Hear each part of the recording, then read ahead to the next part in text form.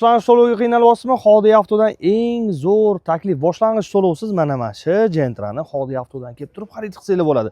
Naqd pul tikib olingan avtomobil, hech qanaqa bankdan qaytgan, qiynalgan mashinalar emas, har bittasi saralab olingan avtomobil. Shuncha mashina bor, bemalol kelib turib Xodiy avtodan xarid qilsangiz bo'ladi. Xullas, 2023-yilda ishlab chiqarilgan 4-pokoleniya metan gazlargacha qo'yib qo'yilgan Amerikanka faras bor, Optra faras bor, tonirovka ruxsatnomalari bor. Salon holatlarini ko'rsatib yuboring bitta. Vash idealniy holatda akalar. Maza qilib olib haydaysizlar. Oylik to'lovlar batafsil ma'lumotli Telegram kanaliga o'tib olsanglar, boshqa ma'lumotlarni ham bemalol olsanglar bo'ladi. Hammasi Xodiy avtoda bemalol kelasizlar, xarid qilasizlar. Bitta pasport 11 ta viloyat Andijon viloyatidan tashqari.